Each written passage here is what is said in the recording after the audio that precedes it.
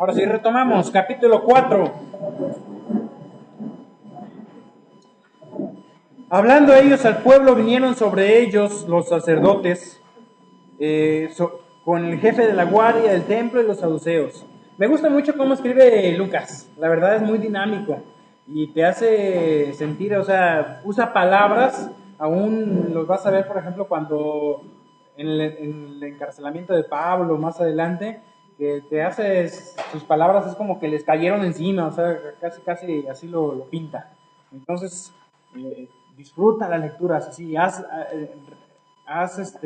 presta atención especial en esas palabras, como esta que usa ahí, de que dice que vinieron sobre ellos, es decir, les cayeron encima. Eso es lo que está diciendo aquí.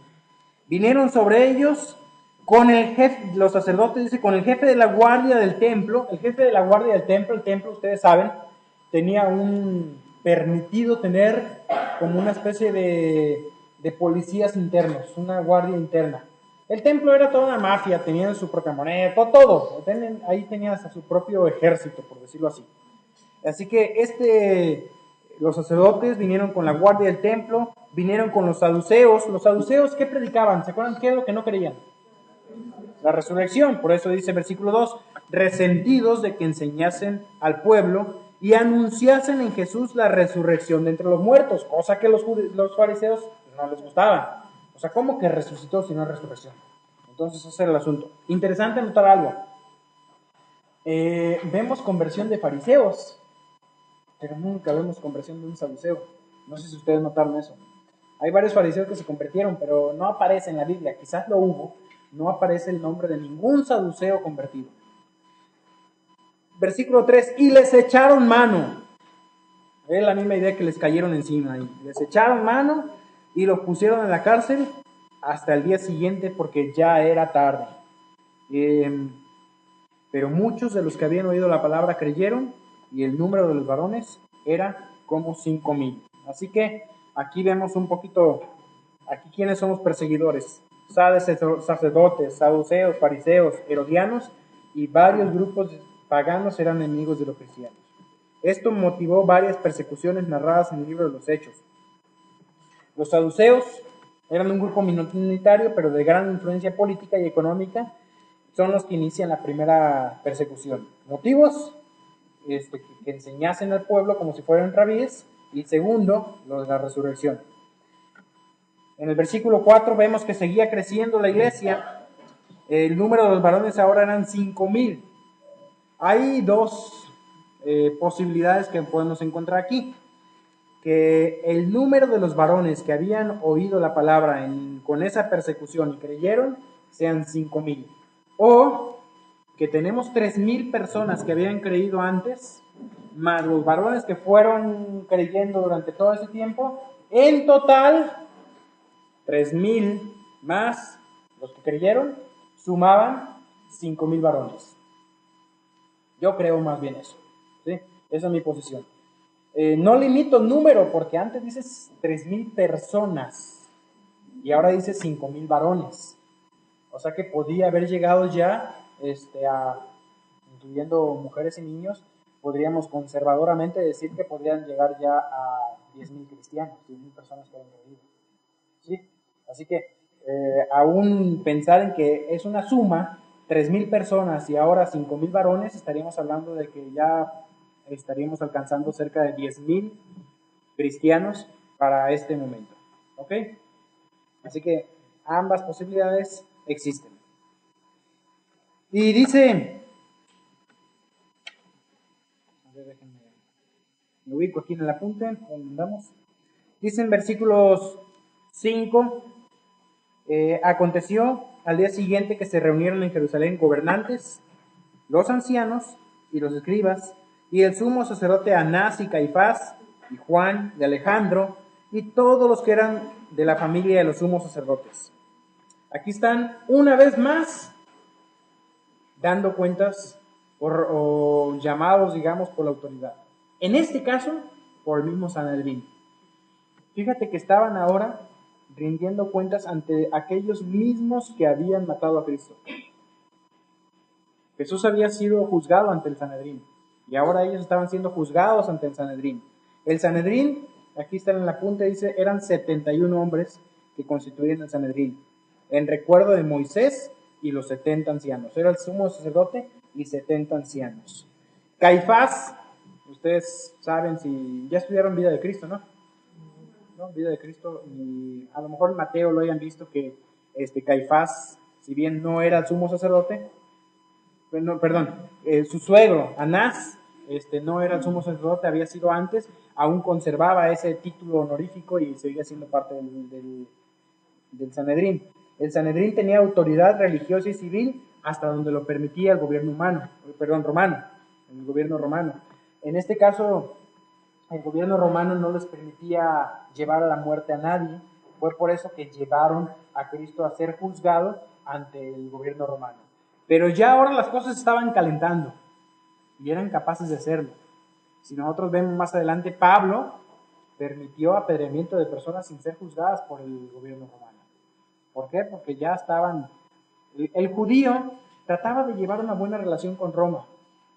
A mí me gustaría mucho que noten eso en su estudio del Imperio Romano. No sé si ya empezaron. Espero que sí. Pero apúrenle, porque si no, eso, a mí me gustaría que lo tengan ya en esta semana, porque nos va a servir mucho durante los viajes misioneros y aún ahora. Por ejemplo, si ustedes avanzaron ya con este estudio, se van a dar cuenta que los judíos eran gente revoltosa. Nadie quería ir a gobernar Judea. Eran problemáticos. O sea, el que mandaban a Judea a ser gobernador ahí era porque algo malo hizo en otro lado. Y lo mandaban casi castigado allá a gobernar esa zona. Entonces, y viendo la historia, acababan de tener problemas con algunos revoltosos revolucionarios judíos, no sé, desde Judas Macabeos y todos los Macabeos, y más adelante seguían teniendo problemas, y hubo una revuelta en el año 67 por allá, fuerte. Entonces estamos hablando de que a más o menos unos 30 años después de la fecha donde estamos ahorita, 35 años, tenemos una revolución judía importante, tanto que marcó la destrucción de Jerusalén. Así que los judíos eran revoltosos, no se quedaban quietos. Y eso es lo que vamos a ver aquí. A veces se portaban bien, para estar bien sobre todo con Herodes y demás, tenían una buena relación, pero pronto hacían revueltas. Muy bien. Dice versículo 7. Bueno, antes leo algo del apunte aquí. La nota del 4.7, la acusación. ¿Cuál era la acusación? El crimen que habían cometido, ¿qué era? Un milagro. Fíjate que acusados por haber hecho un milagro, algo que era innegable. Trataron de atribuirlo a poderes satánicos, pero fíjate que le hacen la misma pregunta ahí en el versículo 7 que le hicieron a Cristo. Poniéndolos en medio les preguntaron, ¿qué decía? ¿Con qué potestad o en qué nombre habéis hecho vosotros esto? ¿Te acuerdas que le preguntaron esto mismo a Cristo? La acusación fue la misma, la pregunta fue la misma, y de alguna manera también la respuesta es muy parecida. A Cristo le dijeron, dice Mateo 21-23, cuando vino al templo, los principales sacerdotes, los escribas del pueblo, se acercaron a él mientras enseñaba y le dijeron, ¿con qué autoridad haces estas cosas? ¿Y quién te dio esta autoridad? La pregunta es la misma. ¿Con qué autoridad haces eso? ¿Qué nos muestra? Una vez más, el liderazgo, los representantes de la nación de Israel lo rechazaban. Es decir, se había predicado el evangelio del reino y no hubo una conversión nacional. ¿Cómo se mostró esto? Porque los líderes no creyeron. Ahora se seguía predicando el evangelio del reino, pero no había una conversión nacional todavía.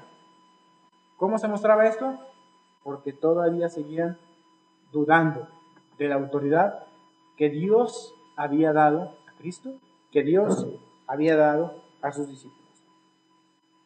Entonces Pedro, versículo 8, lleno del Espíritu Santo les dijo, gobernantes del pueblo y ancianos de Israel. Yo marqué aquí Israel, porque todo esto está en el terreno judío. Así que si un día quieres demostrarle a alguien que esto es para judíos, ya tienes todas las, quizás una marca especial, un color especial, toda la vez que dice Israel, a Israel, varones judíos. Entonces, mira, aquí, le habla a Israel, no a los gentiles, no a los mexicanos, no a nada, o sea, está hablándole a Israel y es para ellos, ¿sí?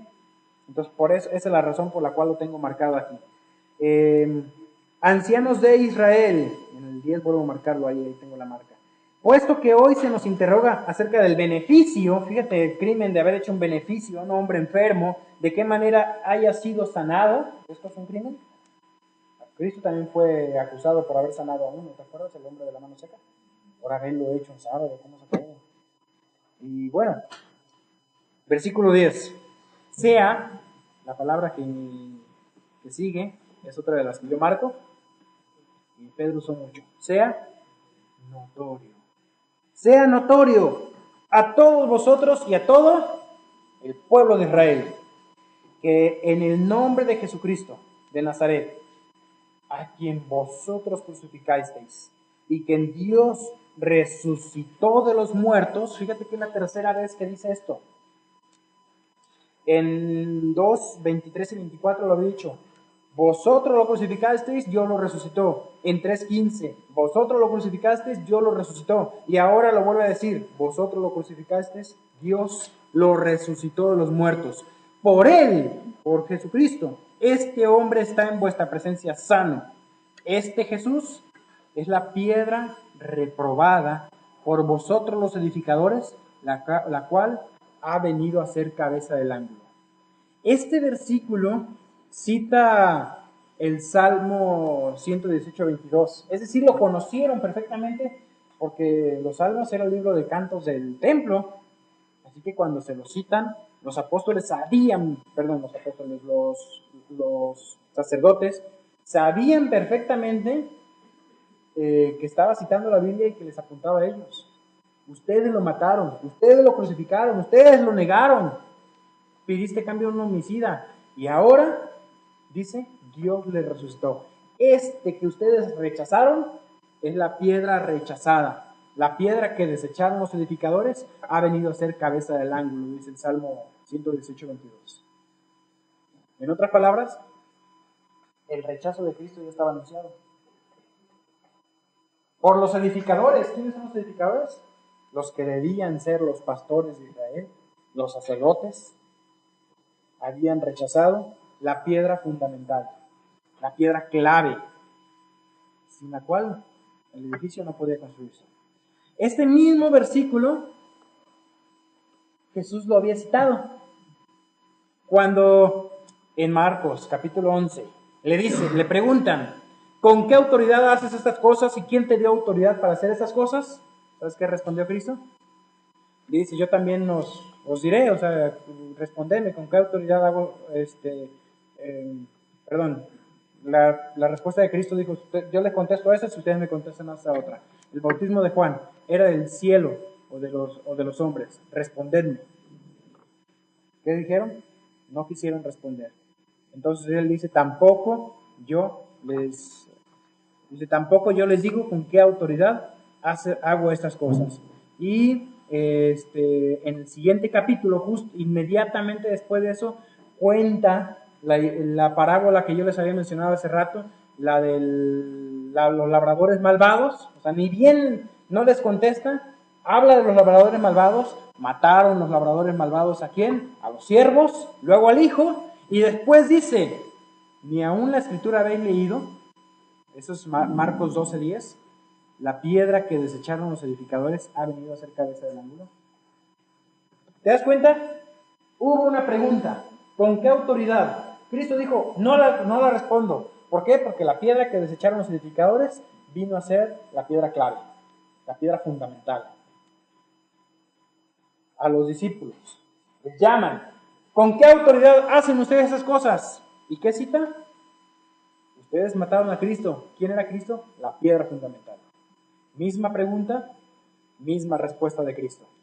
Mismo Sanedrín que crucificó a Cristo. Y bueno, comienzan aquí hablando de que Cristo es la piedra angular. Tengo aquí en el apunte pues algunos otros versículos. Yo creo que ustedes saben de estos versículos, ¿no? En Efesios 2, 19 y 22 habla de que todo edificio bien concretado y unido entre sí se edifica sobre la piedra fundamental, la piedra del ángulo, que es Jesucristo mismo. En Primera de Pedro, por cierto, interesante pensar que los católicos dicen que sobre esta roca edificaré mi iglesia. ¿Quién es la roca según los católicos? Pedro. Pero Pedro dice en 1 de Pedro 2, 4 al 8, habla de que, dice, acercándose a él, piedra viva, desechada ciertamente por los hombres, para Dios, escogida y preciosa. Y luego dice que nos edificamos sobre él, 1 de Pedro 2, 5, y dice 1 de Pedro 2, 6, he aquí, yo pongo en Sión la principal piedra del ángulo, escogida, preciosa, el que creyera en él no será avergonzado. Con estos versículos puedes mostrarle a cualquier persona que Pedro mismo está señalando que la piedra, sobre esta piedra edificaré mi iglesia, la piedra, según Pedro, es Cristo. Nunca Pedro dijo él ser la iglesia, ser la roca fundamental de la iglesia. ¿Sí? ¿Cuál fue el resultado del juicio? Bueno, llegamos hasta el versículo 12, cuando obviamente incluye, alguien me estaba preguntando si podemos usar estos pasajes para predicar el evangelio. Creo que sí, algunos yo no los usaría, porque mezclan un poquito reino con gracia, pero este es uno muy usado y si lo tomas este versículo por en sí mismo, funciona muy bien. Versículo 12, y en ningún otro hay salvación, porque no hay otro nombre bajo el cielo dado a los hombres en que podamos ser salvos. Es decir, esta era la oportunidad. Aquí estaba, y no hay otra. Ya hubo oportunidad antes con Juan el Bautizador, ya hubo oportunidad cuando Cristo predicaba y no creyeron, y Él es la oportunidad y lo estamos predicando ahora. Arrepiéntanse. Entonces, este versículo funciona bien porque propiamente en el texto no mezcla el evangelio del reino, o sea, del reino terrenal, con el evangelio de salvación. Pero está, digamos, está implícito en el contexto del sermón que ambas cosas iban juntas, ¿sí? Entonces lo pueden usar. No se preocupen por eso. Versículo 13. Entonces, viendo el denuedo de Pedro y de Juan, sabiendo que eran hombres sin letras y del vulgo, se maravillaban y les reconocían que habían estado con Jesús. Fíjate cómo dice aquí, reconocían que habían estado con Jesús. Esta misma sorpresa se habían llevado con Jesús antes. Ahí está la cita en el apunte. Juan 7, 15 al 16. Ahora me estoy tomando yo la libertad de leerlos para avanzar un poquito más rápido. Dice Juan 7, y se maravillaban los judíos diciendo, ¿cómo sabe este letras sin haber estudiado? Jesús le respondió y les dijo, mi doctrina no es mía, sino de aquel que me envió. Se habían maravillado de Jesús antes, pero ahora lo mismo dicen aquí, se maravillaban de que estos hombres tuvieran pues esta facilidad, digamos, no habían estudiado. En el versículo 13, ellos no habían sido formados en ninguna escuela rabínica, no había un rabino que los había educado, y pues el asombro de esos jueces les llevó a reconocer que estos hombres habían estado con Jesús, quienes tantas veces los había confundido con su sabiduría. La misma sabiduría de Cristo la veían en esos hombres. Esta frase, habían estado con Jesús, yo creo que también es una frase interesante para pensar nosotros en ella. Muchas veces se nota cuando tú pasaste tiempo con Jesús. Yo sé y puedo decirles que yo noto en mi propia vida el día, cómo me fue mi día, cuando este día pasé tiempo con Jesús. La gente lo va a notar. Y es nada más, o sea, mencionando esta frase, se nota, la gente ve cuando pasaste tiempo con Jesús. Yo quisiera, y voy a tener tiempo también para hablar un poquito en cuanto a la relación de ustedes con su iglesia. Y me gustaría que piensen bien en eso. ¿Cómo está tu relación con tu iglesia local? Para empezar, sí sería bueno que tengas una iglesia. Yo entiendo que hay casos bien excepcionales de alguien que recibió a Cristo en campamento y se quedó en el instituto bíblico. Tuve compañeros yo así. No sé si aquí hay algún caso así, pero necesitamos una iglesia local. ¿Cómo es tu iglesia local? Cuando tú regresas, ¿cómo está tu relación con tu iglesia local? Cuando tú regresas a tu iglesia después de haber estudiado aquí 1 año, 2 años, ¿saben delante de la iglesia, de la gente de la iglesia, quién regresó? El mismo chavo que se fue. O sea, sigue siendo el mismo para ellos. Quizás Dios obró aquí, contigo, porque pasaste tiempo con Jesús, pasaste tiempo con su palabra, y Dios ha ido transformando tu vida. Pero cuando tú regresas a tu iglesia después de tus años de instituto bíblico, para ellos eres el mismo que hacía los desórdenes que hacía antes, que a lo mejor si eras insumiso, si eras respondón, si eras medio carnal, si te gustaban los antros, qué sé yo que habrás hecho. Pero sigue siendo el mismo. O sea, no han visto lo que Dios ha hecho en ti. Así que sé cuidadoso cuando regresas, de que no trates de decir, ya vine yo, ahora vengo a enseñar. Yo conocí compañeros míos que tuvieron esa experiencia. Uno de ellos, hijo de pastor, ni les digo quién porque a lo mejor lo conocen.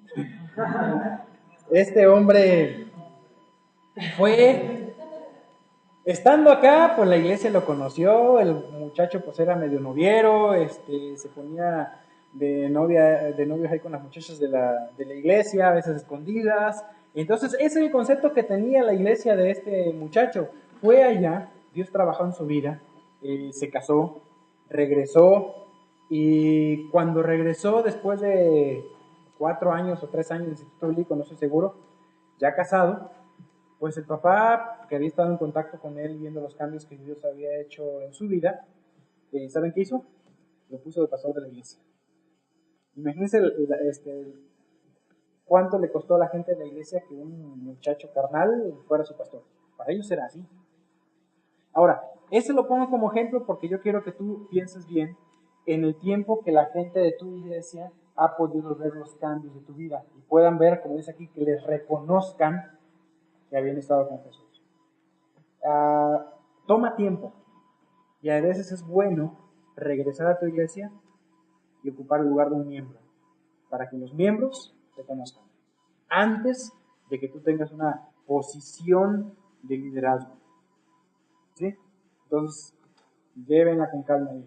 La iglesia es delicada y estamos hablando de personas también ahí que muchas veces prejuzgan, pero esa es la iglesia por la cual Cristo murió, a la que Cristo ama, y trátala como la esposa de Cristo, porque es la esposa de Cristo, ¿sí? La puso muchas veces a cuidados de hombres. Es una responsabilidad interesante del pastor que uno puede decir, hay que tener temor, porque Dios puso a nuestro cuidado a su propia esposa y vamos a rendir cuentas de cómo la tratamos, siendo que nosotros mismos somos parte de la iglesia.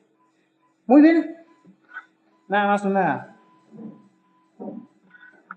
pequeña reflexión ahí de este versículo. Capítulo 4, versículo 13, ahí vamos. 14. Y viendo al hombre que habían sido sanado, que estaba en pie con ellos, ¿qué dice? No podían decir nada en contra, era imposible negarlo. La evidencia era abrumadora, no podían refutar nada de esto. Dice, vamos a seguir avanzando, era como dice el bosquejo aquí en el apunte. Primero, fue imposible culparlos. Segundo, fue imposible negarlos. La evidencia tanto de la resurrección como la sanidad del cojo era abrumadora, suficientes como para convencer al más obstinado incrédulo. Era imposible culparlo, era imposible negarlo, pero también era imposible dudarlo, pero no creyeron. Versículo 17 al 22. Vamos a avanzar en esa parte. Sin embargo, dice, no, voy a leer los anteriores para seguir avanzando. 15. Entonces les ordenaron que salieran del concilio y conferenciaban entre sí. De aquí ya entre ellos platican esto en privado, diciendo, ¿qué haremos con estos hombres? Porque de cierto, subrayé yo esto, señal manifiesta, notorio, ha sido hecho por ellos. Dice aquí, notoria a todos los que moran en Jerusalén. ¿Y qué? Y no lo podemos negar. No podían negar nada. Sin embargo, versículo 17, para que no se divulgue más entre el pueblo, amenacémosle, para que no hablen de aquí en adelante en nombre a hombre alguno en este nombre. Y llamándolos, les intimaron que en ninguna manera hablasen ni enseñasen en el nombre de Jesús. Entonces aquí van y les amenazan con azotes o no sé qué tipo de amenaza recibieron ahí. Más adelante fueron azotados para que no hablen más. Obviamente, la respuesta de Pedro es ejemplar. Aún para nosotros es un gran principio para que podamos tener. Mas Pedro y Juan respondieron diciéndoles, juzgad si es justo delante de Dios obedecer a vosotros antes que a Dios, porque no podemos dejar de decir lo que hemos visto y oído. Entonces, aquí en el apunte dice la obediencia a las autoridades civiles. La Biblia nos ordena obedecer las autoridades civiles, son instituidas por Dios. Eso puedes verlo tú en Romanos capítulo 13, versículos 1 al 7. Primera de Pedro 3. Me gustaría quizás leer aquí un poquito el tema de Primera de Pedro capítulo 3. Perdón, Primera de Pedro 2, 13 al 17. ¿Alguien que me ayude a leerlo, por favor? Si aprovecho darle un trago al agua. Primera de Pedro.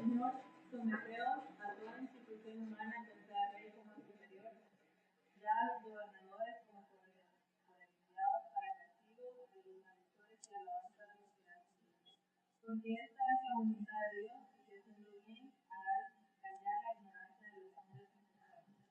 Como libres, pero no como los que tienen la libertad como pretexto para hacer lo malo, sino como siervos de Dios. Honrad a todos, amad a los hermanos, temed a Dios, honrad a Dios. Muy bien. Y al igual que en Romanos, la sujeción a las autoridades civiles es ordenada, pero esta sujeción siempre está debajo de la sujeción de Dios. Es decir, dice aquí el apunte, la obediencia a las autoridades civiles tiene como límite la obediencia a Dios, pero aceptando toda consecuencia que pudiera venir.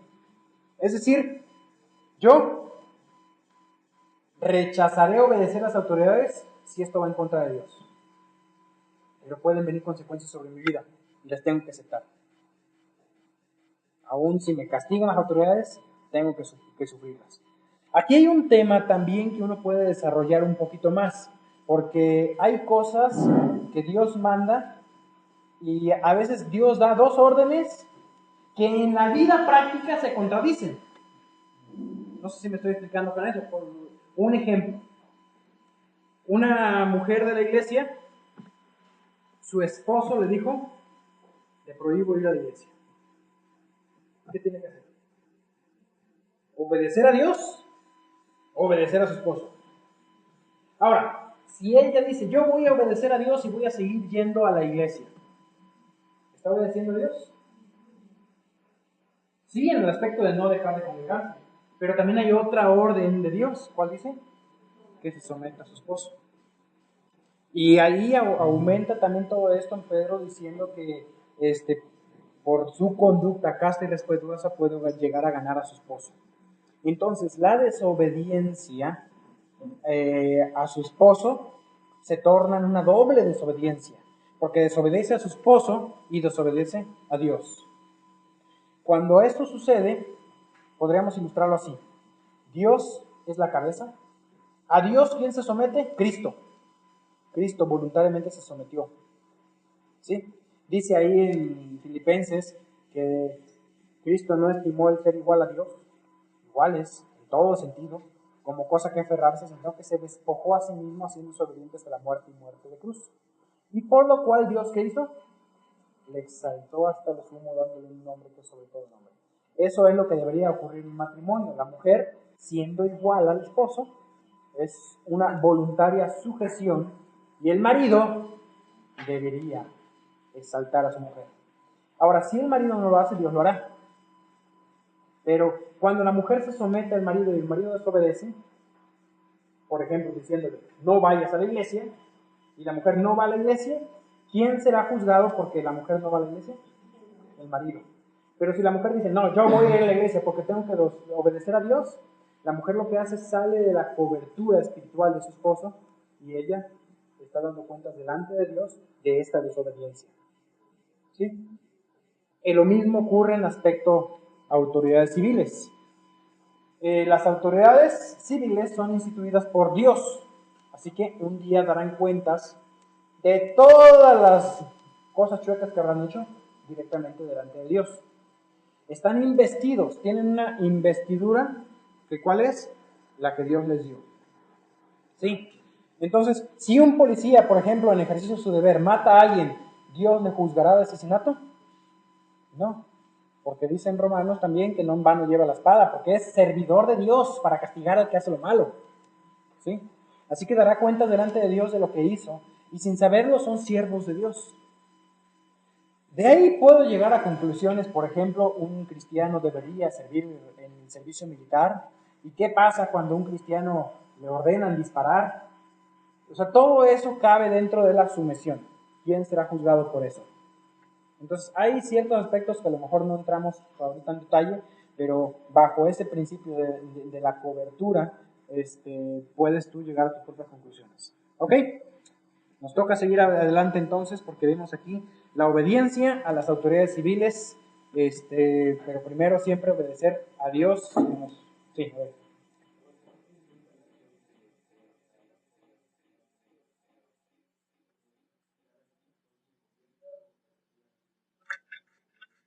Lo que la esposa le permita. En la iglesia tengo un caso yo donde su esposo le dijo no vayas más a la iglesia. La última vez que fue a la iglesia fue el día que se bautizó y ya no la dejaron ir más. Así que estuvo yendo a la iglesia, se bautizó y le prohibieron ir, pero le permiten ser discipulada. Así que una mujer de la iglesia va y la discipula en su casa. Entonces es hasta donde lo permite el esposo, pero hay cosas que no le puede impedir. Por ejemplo, orar por él. Y lo de Pedro, que Pedro dice con la conducta casta y respetuosa, muy difícilmente un esposo llega a prohibirle tener una Biblia o leer la Biblia. Y ese tipo de cosas tampoco uno tendría ella que sentarse a leer la Biblia enfrente de él. Entonces, ella también tiene que buscar su tiempo, ¿no? Entonces, cada caso es muy particular. Cada caso es muy particular. Pero yo creo que ahí es seguir el consejo de Pedro. Conducta casta y respetuosa, se han ganado sin palabra, aun cuando en este contexto la mujer no podía ni hablarle al marido, ahora se puede. Así que, si sin palabras se puede, ¿cuánto nomás se puede hablar? Yo creo que hay mucha esperanza ahí para ese tipo de personas. Y gran galardón también. Muy bien, ¿dónde me quedé? ¿Alguna pregunta? ¿Seguimos? Ok, tenemos poquito tiempo, pero vamos a aprovecharlo. Dice versículo 20, porque no podemos dejar de decir lo que hemos visto y oído. Decían, no hablen más. Y ellos dicen, no nos podemos quedar callados. Ahora llegamos aquí entonces a lo final. Era imposible culparlos, era imposible negarlo, era imposible dudarlo, pero no creyeron. Versículo 21, entonces ellos les amenazaron y les soltaron, no hallando ningún modo de castigarles por causa del pueblo, porque todos glorificaban a Dios por lo que había hecho. Esto de que todos glorificaban a Dios, propósito de la señal, las señales que autenticaban el mensaje de los apóstoles. ¿Cuáles señales? Había sanidad, había visto el don de lenguas. Eran señales que mostraban al pueblo judío que eran enviados de Dios. Ya que el hombre en que se había hecho este milagro de sanidad tenía más de 40 años. Lo habían visto, le conocían desde que nació muchos de ellos. Un sumo sacerdote o un anciano de 60, 70 años conoció cuando este hombre nació. Y quizás fue una noticia, nació uno inválido. o nació mal. Entonces era una noticia. Le conocían desde bebé. Así que fue algo sumamente impactante para todos. Propósito de las señales. Ahora, a mí me gustaría que mientras vamos avanzando en todo esto de las señales, que nos sea bien claro el por qué las lenguas o los dones y sanidades, podríamos decir, son inoperantes hoy en día. Es decir, que si tú estás enfermo, ahora Dios te puede sanar, claro que sí, Dios puede sanarte en su voluntad, pero el propósito de esos dones ya no se cumple. ¿Me explico? No tiene ninguna utilidad propia el don de sanidades en cuanto a lo que el propósito del don, según lo vemos aquí en la Biblia, cumple. Ya no está. El don de lenguas, ninguna utilidad, porque ya no son útiles delante de Dios. ¿Dios puede hacer que alguien hable en lenguas? Sí, puede. Personalmente creo que actualmente me atrevería yo a decir, conociendo el carácter de Dios, que no lo hace. Me atrevería a decirlo, pero Dios puede hacerlo, claro que sí, quizá lo haya hecho. Alguien me decía que yo no, o sea, Eduardo Bourdain, que es sumamente fundamental también con nosotros, él decía, yo creo que Dios sigue haciendo grandes milagros de maneras espectaculares entre pueblos que son muy cerrados al Evangelio. Entre este tipo de milagros, evidencias, por ejemplo, de que Dios llega a hablar por sueños. Pero si alguien aquí llega y me dice, Dios me habló por sueños, yo lo pongo en duda. Pero si alguien allá me lo dice, me pondría a pensar si creerlo o no. Porque hemos escuchado testimonios impactantes de gente dentro del mundo musulmán, donde no se puede predicar abiertamente, donde quizás Dios obre así. O sea, Dios puede hacerlo, si Él quiere lo hace. Pero el propósito de las señales marcadas aquí en la Biblia ya no tienen una utilidad. ¿Sí me explico bien en esto, no? Bueno, dice, bueno, me quedan nada más unos minutitos. ¿A qué hora se termina el 10 y 10? Entonces no tiene mucho caso que avance en el siguiente. El cuadro que tiene aquí es para que ustedes le den una ojeadita. Es otro de esos cuadros que les sirven a ustedes como como un devocional o como algo para meditar. Yo se los dejé ahí. El apunte original que yo tenía más de 100 hojas. Le quité muchos de esos cuadritos, pero les dejé algunos que yo vi interesantes para que los tengan. No sé si hay algún aprovecho para preguntas en cuanto a sus tareas, cómo van con las lecturas. En cuanto a las lecturas, déjenme les enseño aquí